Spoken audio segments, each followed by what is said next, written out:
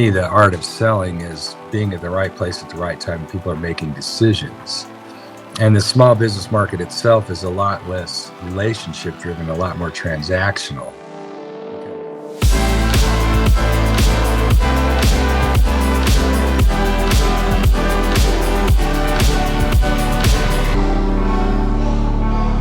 Welcome to the MSP Zone. Very excited to have our guest with us today. For those of you who are not familiar with this gentleman and his extensive body of work in the managed services profession, I will give you a very quick summary, and it will be very quick indeed. John Street has been a leader within the managed services professional community for decades. He started MX Logic in 2002, which is around the time that I met him, and he became one of the very early few members of the MSP Alliance at that time. MX Logic was, of course, a very big fixture, an important fixture in the lives of many MSPs and end user organizations because of the extensive work that it did in bringing technology to secure email. MX Logic was sold to McAfee in 2009, I believe, and shortly thereafter, Mr. Street founded Pax8 in 2012 with the goal of simplifying commercial transactions involving cloud-based products. We'll talk a little bit more about what Pax8 is doing in that realm. And I'm very privileged and honored to have John Street, CEO of Pax8, join us. Welcome to the MSP Zone, John. Thanks, Charles. Good to see you. I think I remember vaguely the first time I met you in Washington at I remember it well. Nobody showed up because a bad storm was there, right? Right. I don't remember the conference. We were asked to go and speak, and Right. We all showed up, and a freak storm happened. And anyway, we got to spend a little more time because I think we weren't that busy because everybody was struggling to get to the show. That's what I remember too. That's exactly right. The legacy MSPs that have been around for a decade or more certainly remember MX Logic. I don't want to spend a ton of time on it, but it was a really important technological tool in the tech stack of MSPs during that time. And I maybe just ask your thoughts about what 2002, that was pretty visionary. What brought you to that idea in at that time? It actually was essentially a spin out of USA.net, because the company we started before that was USA.net, and we're actually, believe it or not, the guys who invented web-based email. My co-founder in USA.net was Scott Chase, and Scott is now CTO of Pax8, but he's gone on and done other things, but we got him back at Pax8 just the last couple of years. But we had this great idea around email, and unfortunately, there's some clever guys in California who came up with this Hotmail, and they gave it away. And so we imagined it as a subscription service when email was first, kind of taking hold back in the early 90s. We formed USA.net in 95. And so everybody went to free mail. And actually, USA.net behind the scenes was doing private label email for lots of websites. If you remember, people gave away free email to drive stickiness to their portals, right? And so we essentially created spam. And at USA.net, we had just, at that point in time, we just brought in some late stage private equity money, and I had left active management of the company, and Scott was still CTO at USA.net, and we were watching the emergence of two companies, Postini and Message Labs, and some of your guys may remember those companies, and they were doing anti-spam because we, as the free email crowd, kind of created spam, and USA.net itself had all of the infrastructure. We were handling tons and tons of mail, and to put the anti-spam piece on it would have been real easy. And so we actually went to the new management at USA.net and said we should pivot and do anti-spam. And they said, we don't want to. And we said, can we get out of our covenants not to compete? We'll go do that. And so we did. And so MX Logic really, we had probably the best technology platform in the business because we knew a lot about email. And so, we knew all the tricks to get past the spam filters, and so we knew how to build the filters too. So anyway, it was a really good success, but it was also kind of a niche play. It was kind of opportunistic. But what it did lead for me was it led me to the channel itself, because when we started imagining the go-to-market strategy for MX Logic, Postini and Message Labs had already gotten out early to market and had carved up a lot of the Fortune 500. So we decided we specifically focus on small business. And I had a lot of experience over my career before then. You know, we got involved in the internet in the early 90s, so I've been around for a while. And I was really comfortable selling into small business. I know it's a great sector, and there's lots of stuff going on there. So back in the 80s, when I had a long distance company, we sold to lots of small business. So we knew how to sell to that crowd, kind of knew they're a little bit different than larger enterprise, a lot more scrappy. People are doing things that aren't so process driven. They're just doing things that are practical, and they're just a very practical crowd. And so at MX Logic, I started tapping into this new channel ecosystem, which I knew nothing about. And I think in many ways, it probably served me well that I didn't know that much, because I didn't come with any preconceived notions of how to operate within the channel. Yeah, I think that is so profound, because in 2002, nobody was doing email security. I'm asking this because it's getting to your work now with Pax8 and its extensive work in MSPs. But so you came to the MSP channel. You thought that there was something there. Did you think that they were or would be soon the gateway to the SMB? I did think that almost right away. You know, I'm always I came my background. I'm a CPA from a million years ago, and I got into long distance because we were basically doing a little mini roll up of failing long distance companies, and they get started, and we started working on organic growth, and we focused on small business. And I'm a pretty process guy, so really, to me, the art of selling is being at the right place at the right time. People are making decisions. And the small business market itself is a lot less relationship driven, a lot more transactional, because you really, for those of your listeners out there that are in the sales process, it's all about funnel management. You got to be efficient to get a new customer, and you basically have a couple of bites at the apple, but you operate in the small business sector with the idea that you have sort of an endless supply of people that you can go after, as opposed to large enterprise. So you have to take a very different approach. So kind of when we got to MX Logic, it was like, wow, a lot of what I'd learned over the years was coming back to roost. And we're talking about what's the efficiency? How can we create sales leverage? And the channel seemed like an ideal ecosystem to tap into. And we went into it with not much knowledge, but what we did know was, in a transactional kind of selling environment, you have to have, in order to do well at selling, the key to this whole subscription business is the cost of customer acquisition. And we knew this. It's funny to me, because the IT sector, early on, when I was sort of pitching the value prospect of MX Logic, people are talking about this subscription model, and as though it was something that they just recently discovered. And in fact, it's been around for decades, because it's the long distance model. It's cable TV.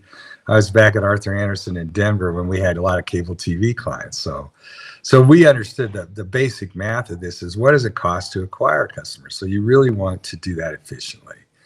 And so what we understood right away was, in a transaction selling environment to small business, you have to have one of two things present in order for that to even work. The product you're selling has to be either easy to sell or lucrative.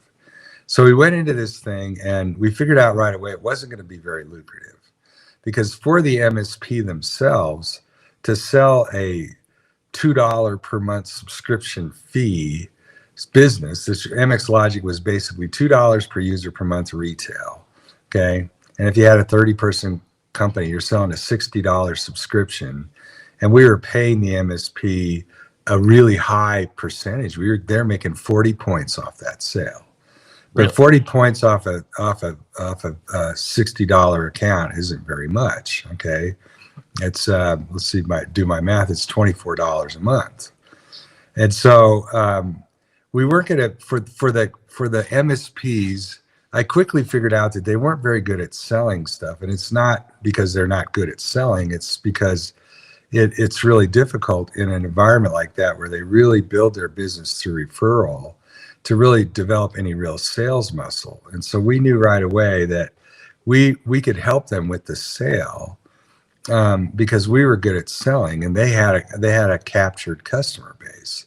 So we kind of went with them and said, look, the second part of this, we couldn't make it lucrative because a sales guy could get a $300 commission if he sold an appliance, a Barracuda appliance on site for $1,500. They get a one-time $300 commission. And if they sold a Pax8 product, they might get out of the $24 that the MSP is keeping, they might get $2 or $3 of that. And it's annuity business. So, old insurance guys are rich because they've been building up that book of business forever. Very true. But a sales guy inside a small MSP shop isn't going to build a book of business that's going to be lucrative for them to have a career selling product. Okay. So it was just some of the practical realities of it. But it was a very valuable product for these guys to get to. And so we tapped into this ecosystem, and to make it easy, we had a lot of discussion internally. And I told my board, I said, to make it easy, we're just going to sell it for them. And then it's not about the first sale. It's because my board said, if you're going to sell it for them, why even bother to leverage the channel? And I said, it's not about the first sale. It's about the 7th, 8th, 9th, and 10th sale. We're going to teach them how to just fold it into their customer base. Yep. And so we did that, and it took a couple of years to take off, and it really took off. And about that point in time, I was introduced to Ingram Micro. And Ingram said, hey, at this point, we probably signed up a couple thousand partners. They said, we have a network of 75,000 partners or something like that, they told me then, and we can get you into lots of those partners. And so I thought, that seems great. And so we worked out a deal to give Ingram some of the profits of it, because a SaaS product all by itself has tons of margin in it. Yep. And so we worked that out, and we were at MX Logic, we were the poster child of their new seismic program, which was these new cloud products that were coming out. Okay. I remember it well. Yeah. Yeah. And so I couldn't figure out actually what Ingram did for us. It was like the sales guy who introduces you to a prospect, and you work it for months, and you're ready to close, you're closing the deal, and he shows up at the closing dinner and says, where's my commission? And it's like, you really didn't do much along the way, but you're going to take a little piece out of the pie. Okay. So Ingram, who they're not a big, I know that Ingram is well aware of me competing with them at this point. And I would just reach out to the Ingram people and say, you're the one who gave me the idea, because you weren't doing very well for me as as a product company back in the 2000s. So they have themselves to thank for. Well, like any entrepreneur, MX Logic, we got a great offer from McAfee. Investors want to take money off the table, and it was a good run. And the other business I started, USA Net, and other things I've done along the way, had a much bigger macro footprint. And so I thought it was a good idea to go ahead and sell MX Logic, because to take it to the next level was going to really change the business. I think my hat's off to the Mimecast people. They were kind of competitors back then, and they stayed in there, and they've built a heck of a good business around it. So I took some time off and had fun. And I don't know if I ever told you, I helped produce a kids symphony. We were Grammy finalists, so we had fun doing that. So I was doing really fun stuff. But Yeah, no, you told me about your yeah, the Carnegie Hall. yeah, I did. I had a bunch of fun. I do a lot of stuff with music. I grew up in a very musical family. I remember But that. so and so in the 2010 timeframe, I knew that I wanted to do one more of these in my career, and we really started talking about fixing the channel ecosystem for the coming explosion of SaaS product. And the real fundamental issue is this: for vendors, the cost of acquisition of a small business customer is pretty much prohibitive. You can't really sell a 30-person law firm and run an efficient sales organization if you're a fairly targeted product. To pick any kind of product, backup, storage, continuity, or security. It's tough to justify the cost of a salesperson selling that. So you needed effective aggregation of products at the low end of the market. And again, I've Like the been around marketplace you're talking. in the marketplace. So we envision this not as distribution, but as a virtual marketplace. And for the first few years I'm out talking about marketplace, everybody said, what is that? And now everybody kind of gets the idea of a marketplace. People see the power of the marketplace. So we're solving two things for the vendors. They had the traditional IT ecosystem, IT channel, so they could go through Ingram, but it needed to be a more curated experience, because on the MSP side of the house, they wanted simplicity, and we saw for one problem that I was pretty sure no one would bother with, and we're pretty far into it, and it's been some of our secret sauce of building into this.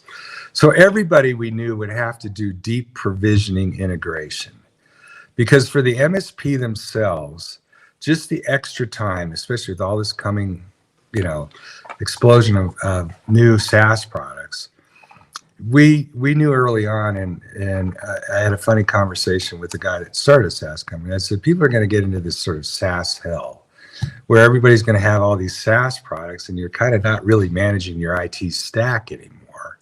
It just sort of drifts around, and you're going to have to keep working at it. For the MSP themselves, just to keep up with all the products coming out, they needed a marketplace. They needed someone that would curate an experience of what to get. And it wasn't, sort of the traditional distribution is, here's my catalog. I have arrangements with all of these vendors. I've already got it set up. You can just buy through me. You had to, for the MSP themselves, in order to orchestrate it, you wanted them to have automated provisioning across multiple products. And so we figured that everybody in the traditional distributions ecosystem would get that, and they did. Ingram with Cloud Blue and Tech Data Cynics, and everybody was starting to automate the back end. I think we did it a little better. We have some great technicians, and we then kind of met the MSPs where they live at their PSA tool, and kind of integrated to that. But everybody sort of picked up on that. The other thing we did, and I know, being the old CPA that I am, and I built a billing system around, I helped with the billing system with long distance, is just to get the bills and invoices prepared for your clients, is some clerk that you have that's spending 30 hours a month in the back room reconciling bills and preparing invoices. And we said, we can automate that. And so we did. And that's the piece that way beyond distribution. I mean, you're into the back end administration of an MSP practice for all intents and purposes. In some ways. And here's the distinction. I often get asked, are you guys going into the PSA business? I said, no, we're not. We want to integrate. We don't want to necessarily be in your workflow. We want to be your procurement arm. And your procurement arm is a big part of it, and it touches lots of things. But there's lots of really smart people developing PSA tools and workflow tools for the MSP practice. And the procurement piece certainly needs to be a part of it. But, RMM guys like the emerging guys, Ninja One, these guys are doing a great job there. We just want to have them, we want to what we've done, I think, effectively is the MSP isn't exclusively your customer. The MSP needs to deal with other people. And one of the things, and they can, some of the PSA tools are building marketplaces within their product line. But the difference between us and them is we are agnostic. Like you take Kaseya and ConnectWise, they have their own products. So they've kind of jumped to a generic, I think of generic products like the Kirtland brand at Costco. You have to establish yourself as a marketplace before you can have the generic brands, and they did it backwards. Yeah. So they're pushing their products ahead of other products, and so vendors not necessarily want to go into that marketplace. And we're committed to staying agnostic. And so all of the stuff for the MSPs, people are getting the idea of the power of the MSP and how you can leverage that model into the small business market. What's critical that we are looking at and doing now is for the vendors themselves, because it's cost prohibitive to sell into the small business market. Everybody wants it, but they want sort of a turnkey way to get there. And we're automating that process on the vendor side in a big way. We have lots of good initiatives going on there, and we see a very bright future for the company. And now we have a true two-sided marketplace. We have MSPs that are buyers, and we have sellers, and we can do a lot of matchmaking, get products in the right hands, and do smart things around marketing. But it's all about getting products into the hands of the MSPs and having them be effective tools into their customers. And there'll be, we have lots of training for them. We really curate the products. We kind of kiddingly internally, for those of you out there who've shopped at Nordstrom's, we're kind of Nordstrom's for SaaS products, because it's not a place where you just go in and just, you're not clicking through a catalog. You're going to talk to somebody that's product knowledgeable. And for the vendor on the other side, we really do a lot of positioning of how you sell your product in a small business. So it's not just like a personal shopper. Yeah, almost. Yeah, a lot. And in fact, we're doing a lot of things that I could go into for a long time about shopifying the whole experience anyway. MSPs themselves don't have people come to their sites, but we're setting up a whole program around where you can just add a marketplace to your own site. And one of the challenges MSPs face right now is they often have their customers buy direct from the vendor. They don't get the markup, and now they're stuck, integrating it into the stack. So they're doing the work, but they're not getting the extra additional little kicker for selling the product as well. Yeah.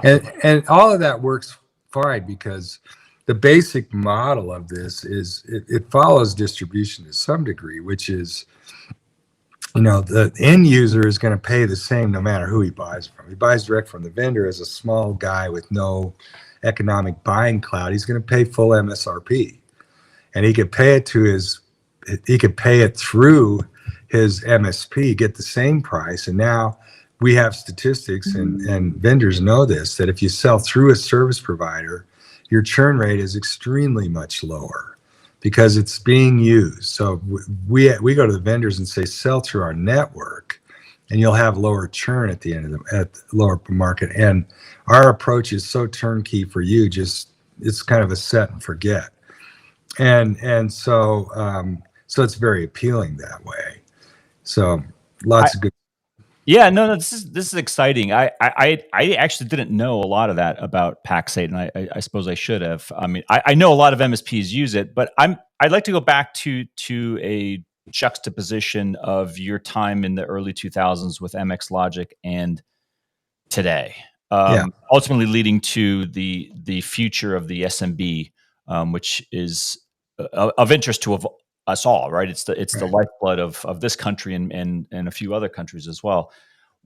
What did you learn? I mean, is it too simplistic to say that you learned about the MSP in early 2000, but you really mastered the understanding of how the MSP ecosystem was operating and where it needed to have this administrative or logistical fix? I mean, what would you say has changed the most in your experience between those two? I think I understood the small business guy from the get-go, because literally I worked at Arthur Andersen back in the 70s and early 80s, And I left the company and went to work for one of their clients. And then I left. I always wanted to start my own business, so I left. And before I ultimately got into the telephone business for a couple of years. This is the very beginning of PCs. I was pretty savvy on a PC, and so I got a couple of clients that I was helping them integrate their PCs into their little work environment. Okay, and so I was very exposed to just all the sort of mundane things that small business people have to do. That people that work their whole careers at large companies don't know about. I mean, we had in our early days we had a phone company, and we had a person we hired out of Sprint, and we had to do process. We had paper trail because everything wasn't automated. And one of our senior people came and said, "Where's the form to do something?" We had like 15 standard forms that were in, carbonless copies. So we'd route them around to people to get things provisioned and do all this stuff. So I went through all of that.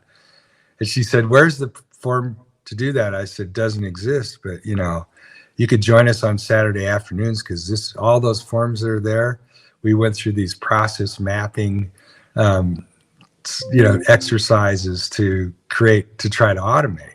So I just knowing how small business works and the way they make decisions, I had a really good, just a good intuitive sense of how they operate, and it served me well. And I also have never been that experienced at the enterprise side of things. Our long distance business, we couldn't sell large accounts because we were Rocky Mountain based. We had switches, and you could sell accounts that you could terminate their call anywhere, but you could only originate near your switch site. So we couldn't sell national accounts. We had a switch in Seattle, and we had a switch in Colorado Springs. So we couldn't get large national accounts, but we got really good at selling to small business. And so I knew that small business guys make decisions differently, and some of it's emotional, but they're smart. And I think a lot of my career, I've been around people that have been totally focused on enterprise, and there's a bit of a little bit of a patronization for small business by the large enterprise guys, and it couldn't be further from the truth. I think somebody that's had a stellar career in enterprise, they don't, for a lot, if you stuck them into a small business situation, they would flounder because they don't really know. They're not. You just have to be such a practical person as a small business guy. It's different. It's completely different. It's very different. What I love about the small business sector, you and I talked a little bit about this. This is an area that's going to absolutely boom worldwide. It isn't just the U.S. I mean, we had an interesting discussion at my board level in the last couple of years because most of my board guys are enterprise oriented. And as things are slowing down and enterprises started slowing down in the IT sector and kind of we're taking a wait and see attitude, my guys are like, "Oh, you got to really pull back. You got to do this stuff." And I said, "It's not happening at small business.